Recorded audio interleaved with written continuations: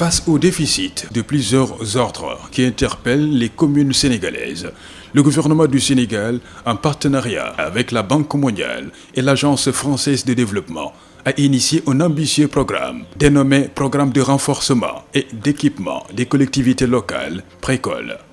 L'Agence de développement municipal, ADM, est chargée de son exécution. Les objectifs de développement du programme sont le renforcement des communes urbaines pour améliorer la mobilisation des ressources et la gestion municipale et urbaine, de même que l'accroissement de la fourniture des infrastructures et des services urbains. D'importantes ressources à hauteur de 86 milliards 300 millions de francs CFA sont mobilisées par le Précole autour de ces trois composantes d'intervention. Composante A, renforcement des capacités au niveau local et central. Composante B, programme d'investissement communaux et intercommunaux. Composante C, appui à la mise en œuvre du programme et suivi-évaluation. Le Précole a été mis en vigueur en 2007 pour une date d'achèvement prévue initialement au 31 décembre 2011.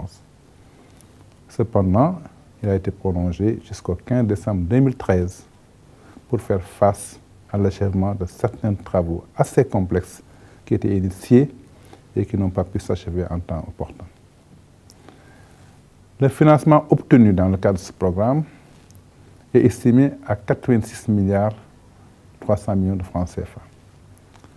Avec une participation de la Banque mondiale pour 44 milliards de francs CFA, l'Agence française de développement pour 9 milliards 900 millions de francs CFA, l'État du Sénégal pour 18 milliards 5, financement tiré du fonds d'équipement des collectivités locales, à raison de 3 milliards 4 chaque année durant la durée du projet.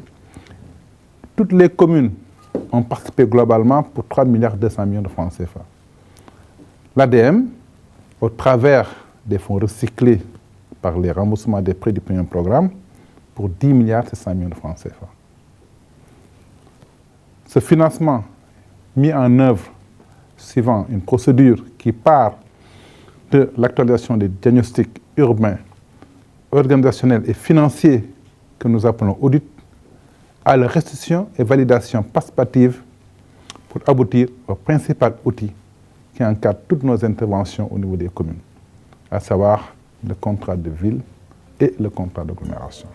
Le montage financier du Précole a permis de faire bénéficier à chacune des 67 communes du Sénégal d'un montant de financement compris entre 200 millions et plus de 5 milliards de francs CFA, dont 100 millions gratuits avec un autofinancement compris entre 5 et 7% du montant du financement, une subvention comprise entre 66 et 95% du montant du financement, un emprunt pour certaines communes à forte capacité compris entre 6 et 27% du montant du financement.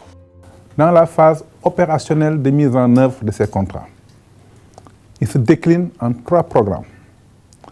Le programme d'appui municipal, pour 7 milliards 500, qui représente environ 9 à 10% du financement global. Le programme d'investissement prioritaire qu'on appelle PIP, pour la CADAC et la CAR, pour 68 milliards 5, qui représente environ 79% du financement. Enfin, le programme d'entretien prioritaire, qui est assuré par les communes elles-mêmes au travers de leur budget annuel propre.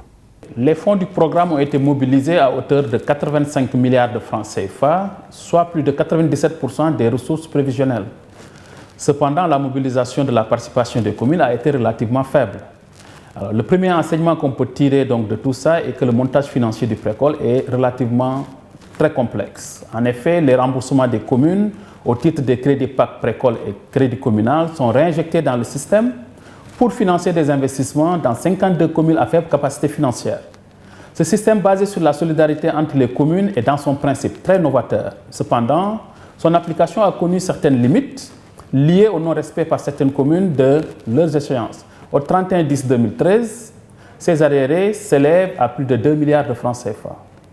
Le second enseignement est que les dispositions du contrat de ville liant les communes et l'ADM devront être davantage appliquées, surtout en ce qui concerne l'intervention des préfets dans le cadre de la mobilisation de la contrepartie des communes. Il y va de la crédibilité du système aux yeux des banques et autres pourvoyeurs de fonds que nous voulons attirer vers ces dernières. Mais incontestablement, c'est au plan des réalisations que le Précole aura particulièrement retenu l'attention de toutes les parties prenantes. Au titre du programme d'investissement prioritaire, PIP, de nombreuses réalisations ont été effectuées dans plusieurs secteurs d'activité.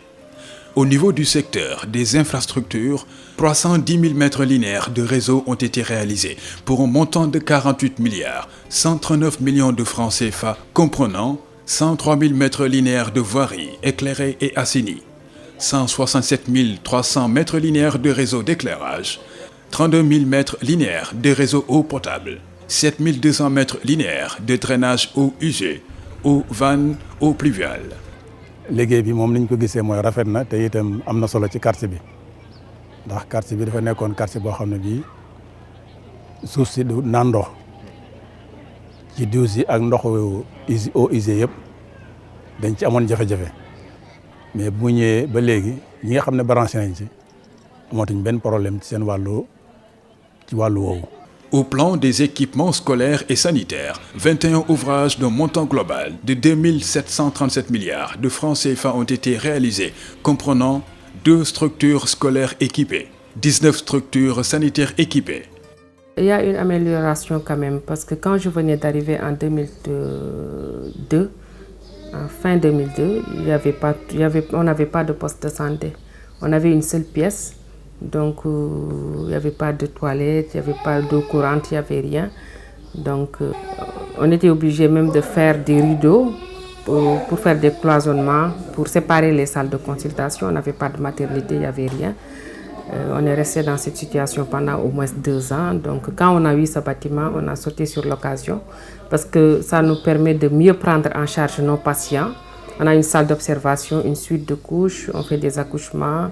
Et puis en plus, on a eu un cabinet dentaire. Les Goréens ne sont plus obligés d'aller tous les jours à Dakar pour des soins. Concernant les équipements administratifs, 23 ouvrages entièrement livrés d'un montant global de 1 milliard 170 millions de francs CFA ont été réalisés, dont 17 hôtels de ville, 2 recettes perception municipale, 4 autres équipements administratifs, un poste de police et 3 centres d'état civil réhabilités.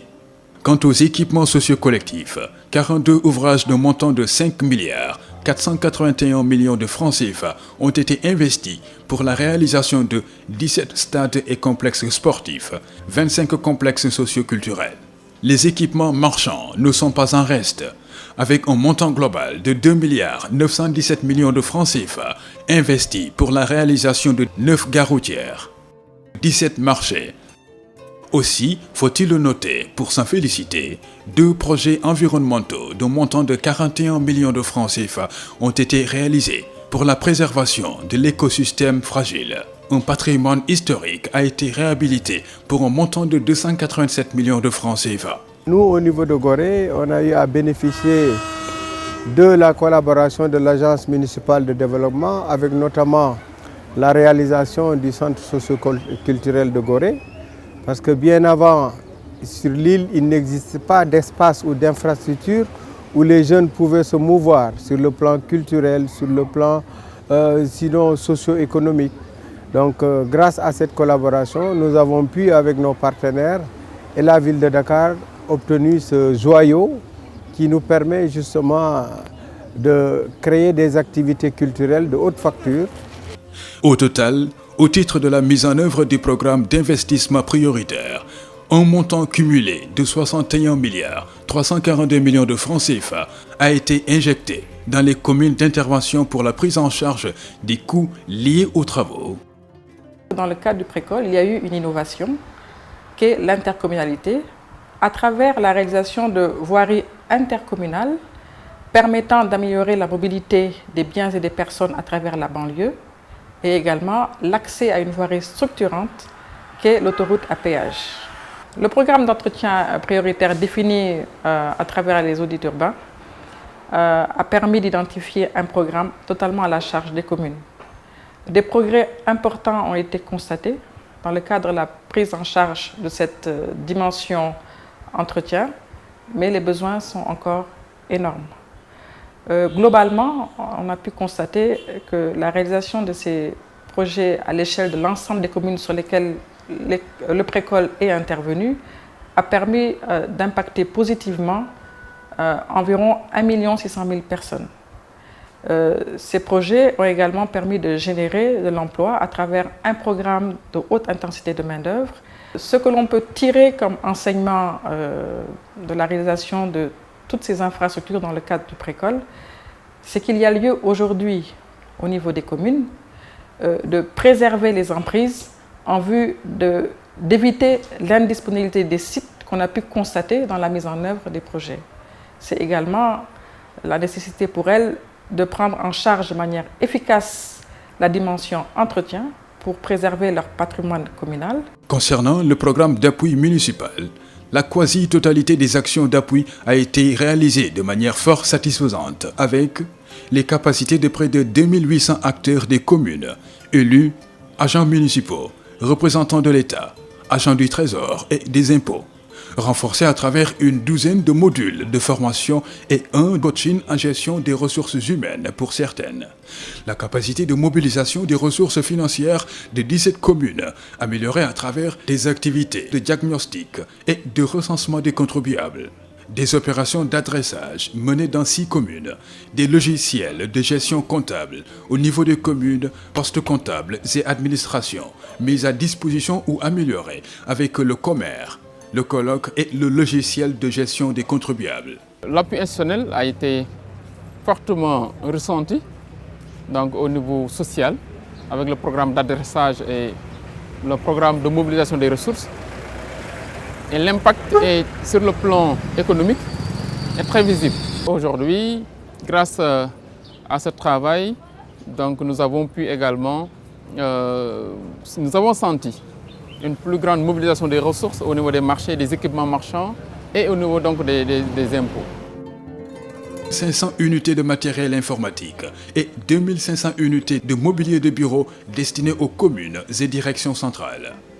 Concernant l'intercommunalité, on appuie à la mise en place des structures techniques de la CADAC et de la CAR, une étude institutionnelle des structures intercommunales de la région de Dakar, CADAC-CAR, des études relatives à la gestion des ordures ménagères. Le précole a été également l'occasion de pouvoir signer des conventions d'appui avec les différentes directions centrales impliquées dans la mise en œuvre du précole. Et nous avons pu les doter de matériel pour appuyer leur fonctionnement. Ce matériel également a pu être doté à l'endroit de l'ensemble des communes du Sénégal et de tous les acteurs qui concourent un peu à l'atteinte des objectifs du projet.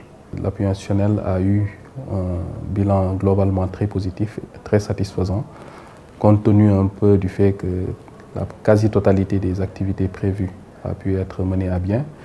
Et par rapport également à la satisfaction des différentes parties prenantes, il y a eu des échos très favorables, notamment en ce qui concerne la formation, en ce qui concerne l'appui à la mobilisation des ressources, également en ce qui concerne tout ce qui est amélioration de la gestion, adressage ou autres activités d'appui institutionnel. Sur le plan économique, la contribution du précole à l'économie sénégalaise est donc indéniable et très significative sur les 7 années de sa mise en œuvre, avec environ 420 contrats de maîtrise d'œuvre et de travaux ont été passés avec des entreprises, des consultants et cabinets du secteur du BTP. Une centaine de contrats passés avec des consultants et cabinets pour des études de diverses natures. Le tout pour un montant global de près de 76 milliards de francs CFA de contrats passés entre 2007 et 2013 et autant d'impact économique dans le domaine de l'emploi. L'exécution du précole a ainsi permis de générer beaucoup d'emplois et de distribuer d'importants revenus, notamment grâce aux approches à haute intensité de main-d'œuvre adoptées dans les sous-projets PIP avec un ratio de main-d'œuvre moyen de l'ordre de 23%. En dépit des contraintes, le précole a réalisé la quasi-totalité des activités envisagées à travers ces 3 composantes et a obtenu des résultats fort appréciables et conformes aux orientations de l'État en termes de stratégie de développement.